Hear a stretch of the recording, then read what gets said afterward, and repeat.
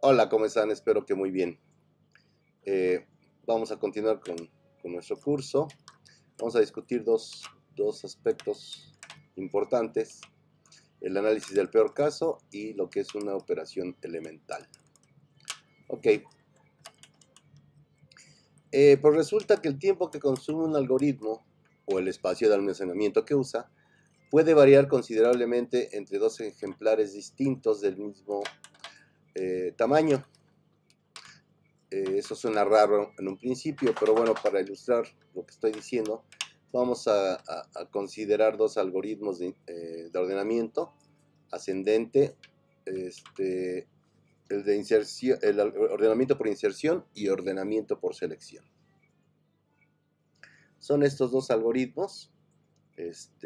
Bueno, adelantito van a ver unos ejercicios que tienen que hacer sobre estos algoritmos, aunque voy a hacer los comentarios que parcialmente responden los ejercicios, pero para que podamos llevar a cabo la discusión. Eso es algo que los ejercicios sería algo que tendrían que hacer si estuviéramos en modo presencial, pues tendrían que hacer eso en el salón. Bueno, háganlos porque es importante que, para que entiendan lo que voy a decir a continuación, se den cuenta de que realmente es como les digo, ¿no? Entonces, nada más tengan en cuenta dos cosas.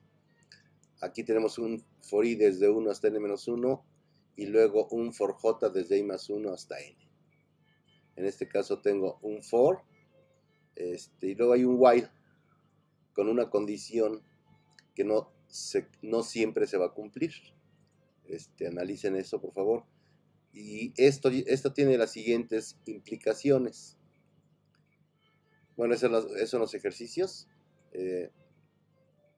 Les simulen la operación de los algoritmos de ordenamiento sobre algunos arreglos pequeños para que se aseguren de saber cómo trabajan, de entender cómo trabajan, y simúlenlos con estos dos.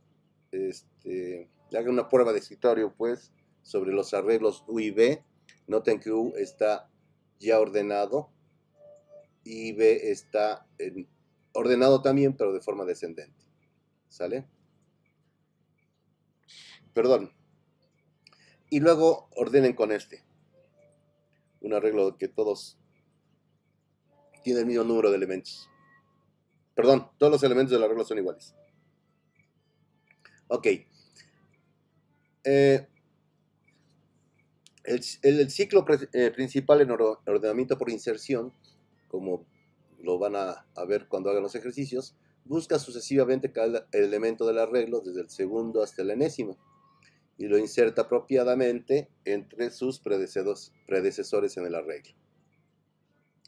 Ordenamiento por selección trabaja tomando el elemento más pequeño en el arreglo y lo lleva al inicio. Luego toma el siguiente más pequeño y lo pone en la segunda posición, etcétera, etcétera, etcétera.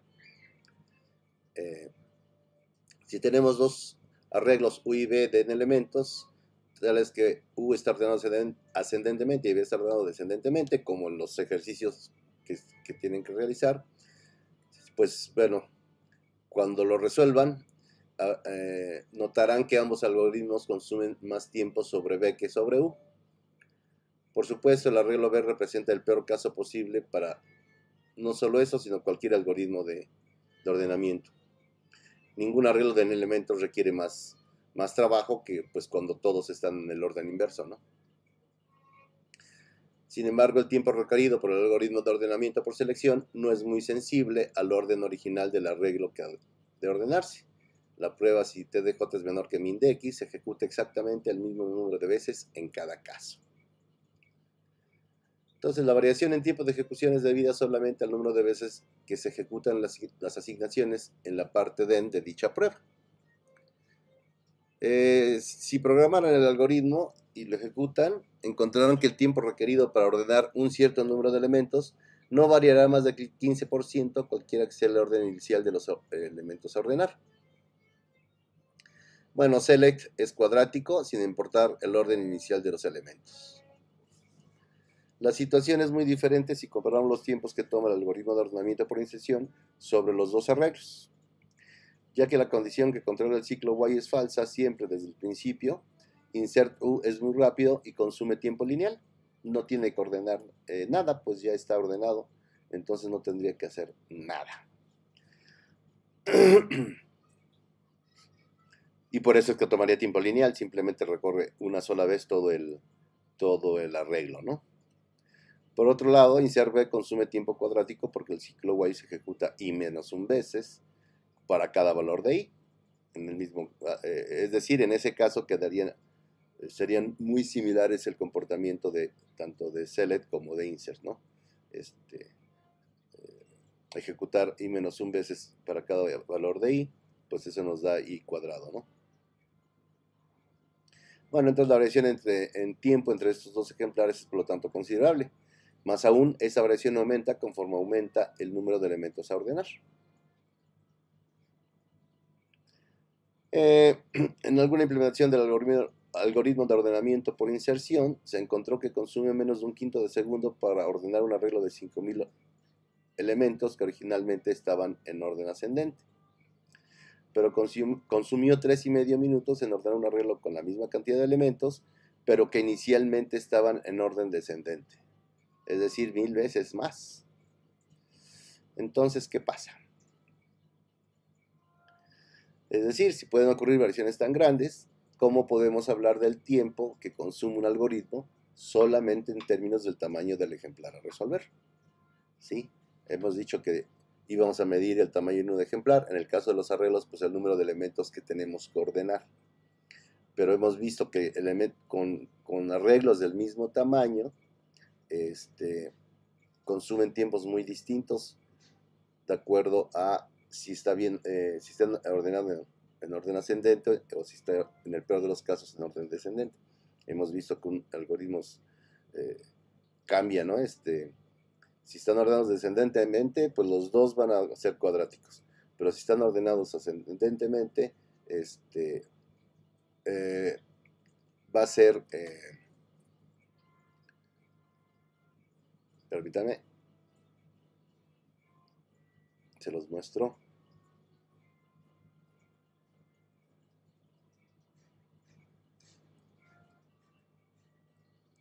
Insert, si están ordenados descendentemente, insert, no, si ya están ordenados, si está bien ordenado, es decir, si está ordenado descendentemente, insert, pues esta condición nunca sería verdadera, entonces, pues esto lo haría en orden, simplemente recorrería todo el arreglo, y select se comporta cuadráticamente también. Entonces, pues ese es el problema, ¿no? Y son arreglos del mismo tamaño y tienen comportamientos muy distintos. Entonces, ¿qué es lo que vamos a hacer? ¿Qué es lo que tendríamos que considerar?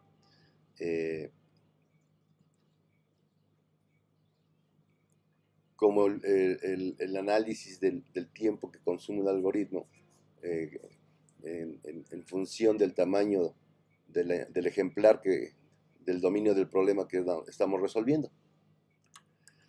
O como dice ahí, ¿cómo podemos hablar del tiempo que consume un algoritmo solamente en términos del tamaño del ejemplar a resolver si ya vimos que hay variaciones tan grandes? Bueno, pues esa es la respuesta, es lo que, como se llama esta sección, es que vamos a considerar el peor caso del algoritmo. Esto es, para cada tamaño de ejemplar, solo consideraremos aquellos ejemplares sobre los que el algoritmo requiere más tiempo. ¿Ok? Si en condiciones ideales, como que el algoritmo ya esté ordenado, perdón, el arreglo ya está ordenado, uno lo hace lineal y el otro de todos modos lo hace cuadrático. Bueno, no importa, ambos caen en el mismo orden de complejidad, porque ambos, en el peor caso, hacen el trabajo en tiempo cuadrático, dependiendo del tamaño del ejemplar, del tamaño n del ejemplar, ¿sale? Entonces, eso es lo que vamos a considerar. Por eso consideraremos el peor caso, para, pues eso, saber realmente cuál es, tener la garantía que el algoritmo, dependiendo del tamaño n del ejemplar, no va a exceder ese tiempo en ejecutarse, a la hora de ejecutarse. Es decir, un algoritmo debe ser capaz de resolver todo ejemplar de tamaño n en no más de c por tn segundos para una constante apropiada c que depende de la implementación, por supuesto. ¿Sale? Entonces, si decimos que un algoritmo se ejecuta en un tiempo en el orden de tdn, implícitamente vamos a tener en mente que es el peor caso. ¿Sale? Cuando decimos que se ejecuta en un tiempo en el orden de tdn, ya sabemos que estamos hablando del peor caso. Bueno, en general, no solo lo que... En general está bien pensar en el peor caso porque pues ya tenemos la garantía de que más de eso no se puede tardar. Pero bueno, si todavía es más importante el peor caso en los algoritmos cuya respuesta o tiempo de respuesta es crítico. Por ejemplo, si tratan de controlar una planta de energía nuclear, es crucial conocer un límite superior sobre el tiempo de respuesta del sistema, sin importar el ejemplar particular que se resolverá. No podemos de entrada suponer que las instancias o los ejemplares con los que se va a ejecutar el algoritmo cumplen con ciertas características. Muy rara vez vamos a poder hacer eso. Muy rara vez. Bueno, entonces, recuerden, dijimos, en el ejemplo dijimos, consume, el tiempo de ejecución no es mayor que c por t de n segundos. Ya habíamos hecho la discusión de por qué segundos sí o no. Bueno, ahora vamos a ponernos de acuerdo en qué es una operación elemental y cómo. Y bueno, primero vamos a ver qué es una operación elemental. Bueno, es aquella cuyo tiempo de ejecución se puede acotar superiormente por una constante y que solo depende de la implementación que en particular use una máquina, un lenguaje de programación y así sucesivamente, un sistema operativo, etcétera, etcétera, etcétera. ¿Sale? Entonces, pues siempre vamos a buscar cotas superiores, ¿no? Entonces, la constante obviamente no debe depender ni del tamaño ni de los otros parámetros del ejemplar que se está considerando. Dado que nos interesa el tiempo de ejecución de algoritmos que están por debajo de una constante multiplicativa, lo único que importa en el análisis es el número de operaciones elementales ejecutadas, no el tiempo exacto que requiere cada una de ellas, ¿sale? Además, recuerden que, pues eso, queremos saber cuántas operaciones, vamos a considerar el tiempo que tardan en realizar operaciones. No nos interesa el tiempo exacto. Recuerden que pues, los procesadores cada vez son más veloces. Entonces, queremos tener medidas que no dependan de la tecnología, ¿vale? Y por supuesto, pues esa constante C, ¿verdad? Irá cambiando, cada vez se irá haciendo más pequeña, dependiendo de cómo vaya avanzando la tecnología. Bueno, entonces supongo que cuando analizamos un algoritmo encontramos que para resolver un ejemplar de un cierto tamaño se requieren ejecutar A adiciones, M multiplicaciones y S instrucciones de asignamiento. Bueno, supongan también que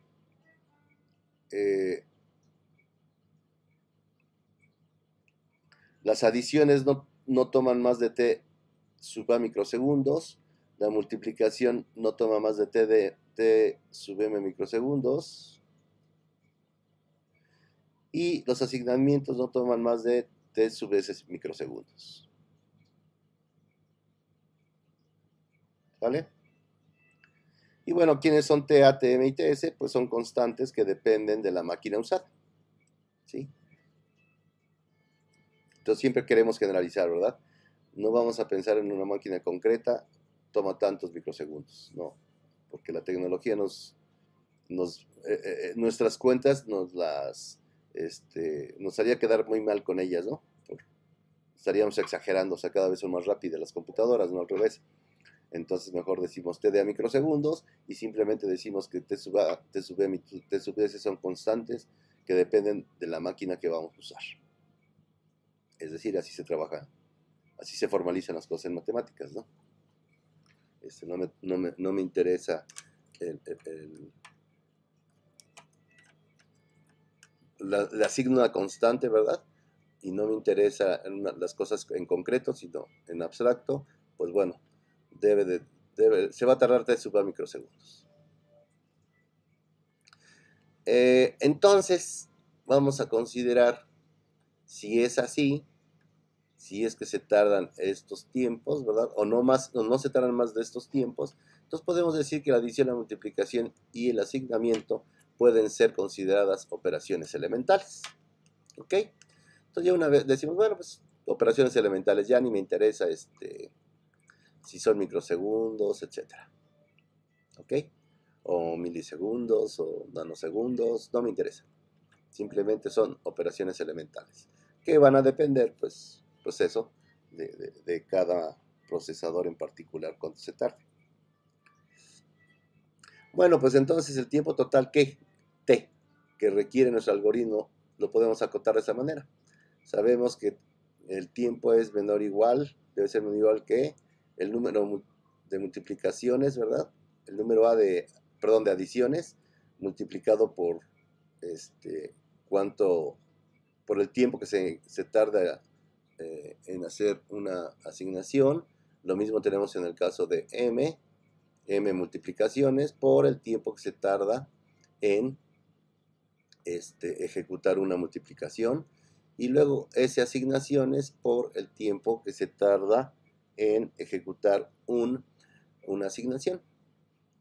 Entonces, no podríamos, ¿verdad?, directamente tomar en cuenta, factorizar A, M y S, porque en principio T de A, T sub A, T sub M y T sub S,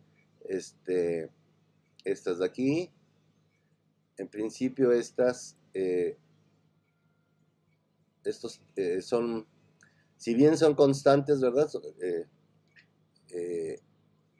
en principio son distintos. Pero como si podríamos factorizarlos, pues bueno, obviamente tomo el máximo, ¿verdad?, el máximo del tiempo entre el tiempo que se tarda una asignación, una suma, una multiplicación y una asignación. Y entonces, como ya tomo el máximo de ellos, entonces ahora sí puedo factorizar. Entonces, el tiempo que se tarda T es igual al máximo de esos tiempos multiplicado por A más M más S. Eso es, T está acotado por un múltiplo constante del número de operaciones elementales que son ejecutadas, ¿sale? Ese es el múltiplo constante, ¿verdad?, del número de operaciones que son ejecutadas. Sumamos cuántas sumas, cuántas multiplicaciones y cuántas asignaciones, y pues eso lo multiplicamos por el tiempo máximo que se tarda en realizar cada una de esas operaciones. Entonces, como no es importante el tiempo requerido por cada operación elemental, simplificaremos diciendo que las operaciones elementales se pueden ejecutar con costo unitario. Punto. Son milisegundos, microsegundos, no importa, no sé. Costo unitario, que ya dependerá de la tecnología de la época o del momento. Entonces, pues así lo tomamos. Vamos a decir que es con costo unitario. Es decir, viéndolo en términos de aquí, el costo unitario sería ese máximo, ¿verdad?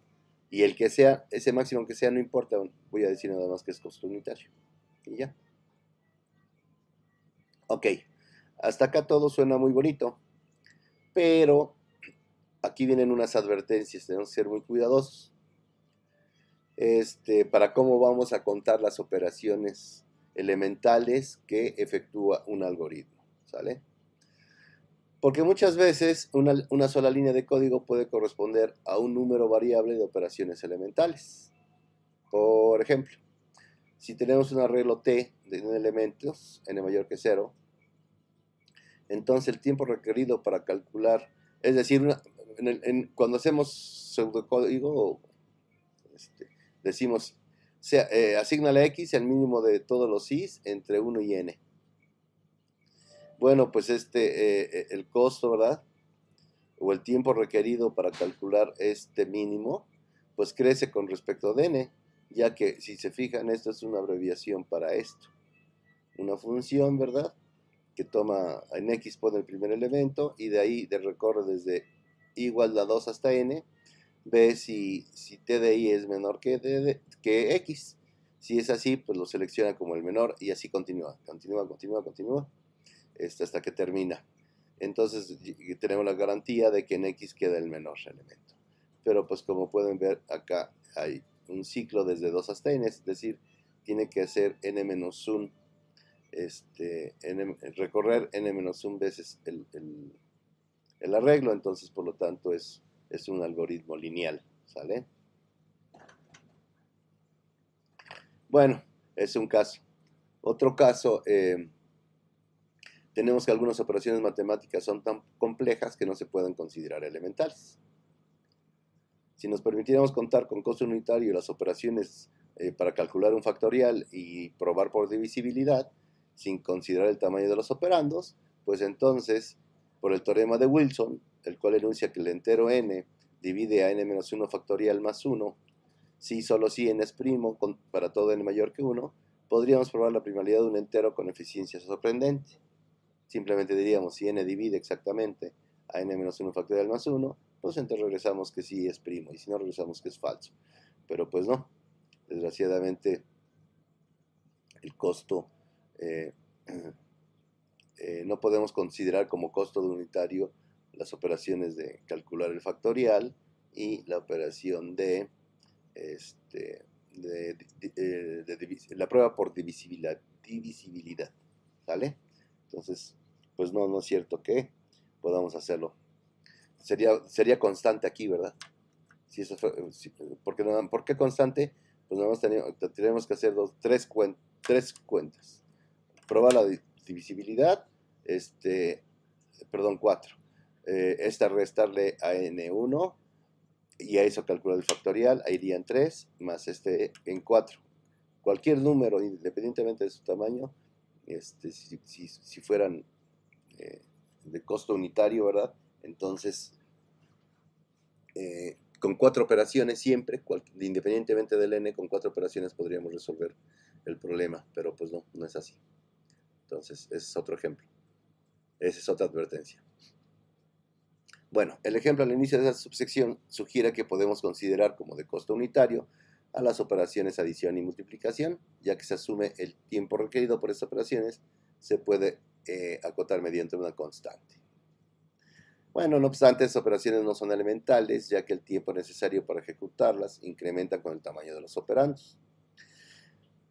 Pero bueno, es cierto que en la práctica la mayoría de las veces podría ser adecuado considerarlas como operaciones elementales, siempre y cuando sean de un tamaño razonable en los ejemplares que esperamos encontrar.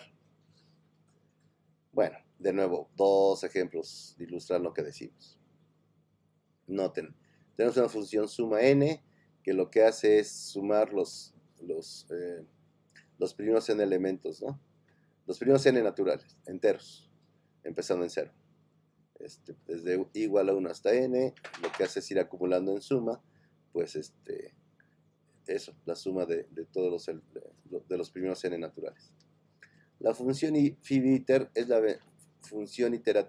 versión iterativa del algoritmo que calcula Fibonacci, ¿sale? Bueno, ¿qué tienen en común? Pues, ¿qué más tienen un for i de 1 a n? En el caso de sum, en el caso de fibiter, for k desde 1 hasta n, ¿sale? Entonces, bueno, podríamos decir, ¿verdad? Lo hace, dependen del tamaño n, y haciendo un recorrido, haciendo algo, empezando en 1 y terminando en n. Igual hace algo, empezando en 1 y terminando en n. Entonces, bueno, pues el algoritmo es lineal, ¿no? Está en el orden, está acotado por c por n, ¿no? El tiempo de ejecución de ambos algoritmos está acotado superiormente por una constante c y n, que es el número que es el tamaño del ejemplar que vamos a resolver. Ajá, es decir, si quiero sumar los primeros 6 números enteros o quiero sacar el sexto elemento de la serie de Fibonacci, pues entonces pues simplemente van desde 1 hasta n los dos, ¿verdad? Ok. Espera. Perdón. Ok. Bueno, en el algoritmo que se llama Zoom, el valor de Zoom permanece razonable para todos los ejemplares que en la práctica se espera. Si estamos usando una máquina con palabras de 32 bits, todas las adiciones pueden ser ejecutadas directamente siempre y cuando n no sea mayor a 65.535. ¿Vale? En teoría, el algoritmo debe trabajar para todos los valores posibles de n, pero ninguna máquina real puede ejecutar esas adiciones con costo unitario si n es elegido suficientemente grande.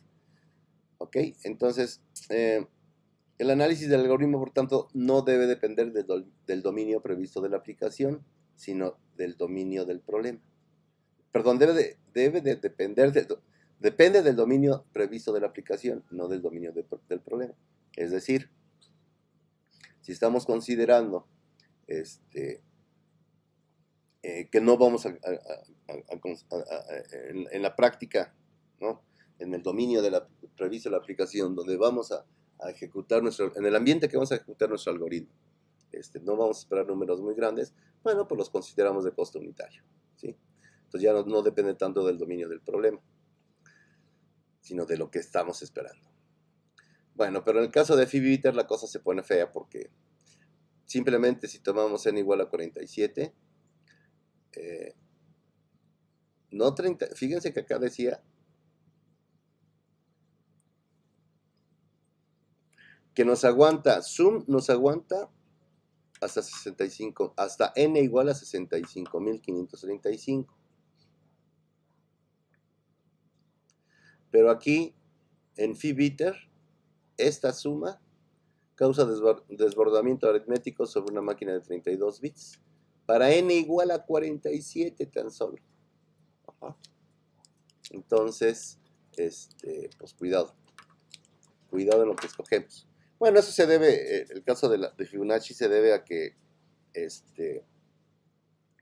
el valor del enésimo número de Fibonacci crece tanto como el tiempo que se tarda como el tiempo, como el n mismo, en el mismo orden de magnitud.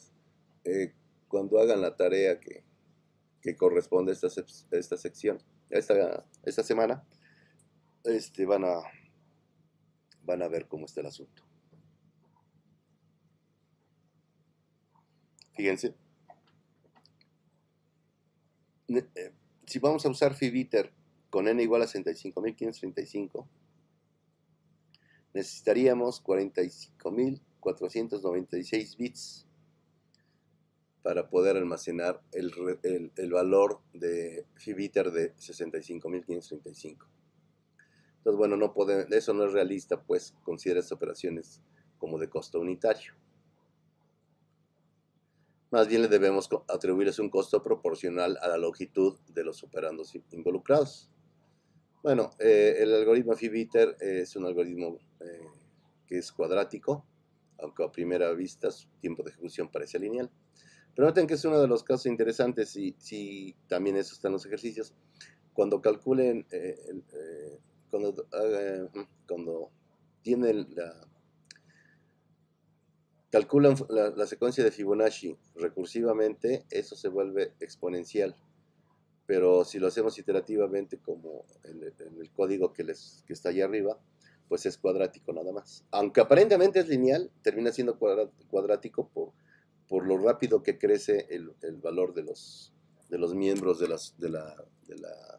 la sucesión de Fibonacci. Bueno, en el caso de la multiplicación aún podría ser razonable considerar una operación elemental para operandos suficientemente pequeños. Bueno, este caso es peor que el de la suma, porque es más fácil producir operandos grandes por multiplicaciones repetidas que por sumas, ¿no? Y por lo tanto es importante asegurar que las operaciones aritméticas no se desborden. El tiempo requerido para efectuar una adición crece linealmente con respecto al tamaño de los operandos, pero el tiempo requerido para efectuar una multiplicación crece más rápido que eso todavía. Entonces, aguas. Recuerden, entonces son advertencias, es decir, sí vamos a poder, o sí Sí vamos a pensar en costos unitarios cuando hagamos nuestros análisis de algoritmo, pero digamos, eso en teoría va a ser así. Pero ya que van a implementar un algoritmo, deben de tomar en consideración todas esas advertencias. Los ejemplares que están considerando. ¿Se acuerdan que hablábamos de las condiciones materiales en la semana pasada, ¿no? ¿Cuáles son las condiciones materiales reales en las cuales voy a implementar mi algoritmo? Si en los ejemplos que hemos visto, si los números para esos algoritmos suma y Fibonacci iterativo, si los algoritmos parecían aparentemente lineales, pues sí, la suma como crece, no crece demasiado si sumamos los primeros n naturales, no crece demasiado, pero sí crecen mucho los elementos de la sucesión de Fibonacci crecen muy rápido. Entonces por eso esas cosas son aparentemente lineales, en realidad no lo son. Entonces tenemos que tener cuidado, tenemos que ser más finos, tenemos que conocer, como decíamos la vez pasada, tenemos que conocer los datos con los cuales vamos a trabajar para poder hacer un análisis más fino, más concreto de qué algoritmo utilizar, por ejemplo, ¿no? Que era el ejercicio básicamente de la semana pasada. Ok. Bueno, si además involucramos números reales, y si la presión requerida aumenta con el tamaño de los ejemplares a resolver, pues puede ocurrir algo semejante, muy semejante. Un ejemplo típico es el cálculo de la fórmula de Moivre para calcular los valores de la secuencia de Fibonacci. Esta fórmula nos dice que f de sub n, el enésimo término de la secuencia, permítame un tantito, es aproximadamente igual a phi a la n sobre raíz de 5, donde phi es igual a 1 más raíz de 5 sobre 2, que se le llama esto la proporción dorada. Ajá. Entonces,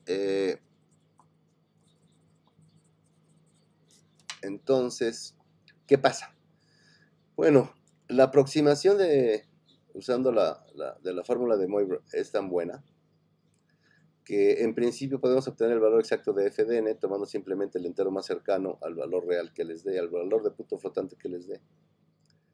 Pero bueno, recuerden que vimos que se necesitan alrededor de 45.496 bits para representar exactamente a f de 65.535. Eso significa que tendríamos que calcular la aproximación que en el mismo grado de exactitud que el requerido para obtener el número exacto. Entonces, pues ahí está la trampa, ¿no? No sería suficientemente exacta, ¿no? Una aritmética de punto flotante, ya sea simple o doble, usando una o dos palabras de computadora. Entonces, pues bueno, en la mayoría de las aplicaciones prácticas, el uso de aritmética de punto flotante, no importa la precisión, ha sido satisfactoria a pesar de la inevitable pérdida de precisión. Eso ocurre, pues. Podemos encontrar ejemplos extremos donde no ocurre eso, como el cálculo o la aproximación a los elementos de la sucesión de Fibonacci por la fórmula de Moivre. Es un ejemplo, ¿no? Pero tendríamos casi que hacer, ahí vamos a incurrir, o el algoritmo perderíamos mucha precisión, ¿sale? Pero bueno, no obstante, pues como ustedes deben de saber, en cálculos para ingeniería y demás, que se usan valores de punto flotante, pues las precisiones que se han alcanzado o que se alcanzan son bastante buenas. Bueno, entonces, pues cuando no estemos en estos casos extremos, digamos, pues entonces sí va a ser razonable considerar estas operaciones como de costo unitario, ¿no? Bueno, entonces, para terminar, decidir cuándo una instrucción tan aparente e inofensiva como hace la suma de I y J en el algoritmo de Fibonacci iterativo puede ser considerada como elemental o no, es algo que siempre requiere de nuestro juicio. O sea, no podemos pasar por alto. Decimos, está sumando nada más. Pero cuidado, porque hay que ver que los operandos que se están utilizando, si crecen muy rápido su valor, pues entonces no va a ser nada más una simple suma que puedo considerar de costo unitario. Pero bueno, no todas las sumas van a llegar a ese extremo, no todos nuestros problemas son trabajar con números que crecen tan rápido como los de la sucesión de Fibonacci. A eso me refiero. Entonces, no se espanten, pero sí hay que tener cuidado. Pocas palabras. Bueno, por lo tanto, en lo que sigue de nuestro curso, vamos a considerar como operaciones elementales a la adición, la resta, la multiplicación, las divisiones, las operaciones módulo, las operaciones booleanas, las comparaciones y los asignamientos. Y por lo tanto, ¿qué se puede ejecutar con costo unitario? Si son operaciones elementales, entonces tienen costo unitario. Al menos que explícitamente el problema requiera que nos demos cuenta o enunciemos lo contrario, ¿no? Que no es el caso porque, pues, por ejemplo, como vimos con Fibonacci iterativo, los elementos de la sucesión crecen muy rápido. Ok, con esto llegamos a la segunda parte de los ejercicios. Bueno, la pregunta es, piensen si es razonable como asunto práctico considerar la división como una operación elemental. Siempre, algunas veces, nunca. Justifique sus respuestas si lo considera necesario. Puede tratar separadamente la división de enteros y la división de números reales. Implementen la función fibiter. Implemente la función recursiva fibrec dada por la siguiente definición, que es la que estamos acostumbrados, ¿no? El Fibonacci de n es igual a 0 cuando n es igual a 0, es igual a 1 cuando n es igual a 1, y es igual a la suma de los dos Fibonacci, de los dos elementos de los elementos anteriores de la sucesión, es decir, n, calculo fib de n-1 y fib de n-2, y lo sumo, y eso es fib de n. Y bueno, calculen fibrec de 65.535 y fibiter de 65.535. Y a ver qué pasa. Pues, los dos son muy simples. Son dos algoritmos muy simples. Bueno, obviamente el sacar de aquí la función o el programa que hace esto, pues también es muy simple, ¿no? Entonces calculen esas dos. Y bueno, pues eso es todo por hoy. Mejor dicho, ese es el material de esta semana. Y pues ya saben, nos vemos el miércoles a las 11 para que platiquemos cómo les fue con sus ejercicios. Y pues eso, les programo la reunión y se las mando, ya saben. Bueno, automáticamente Calendar se las manda. Entonces, pues yo me despido. Cuídense y permanezcan encerrados. Muchas gracias, nos vemos el miércoles.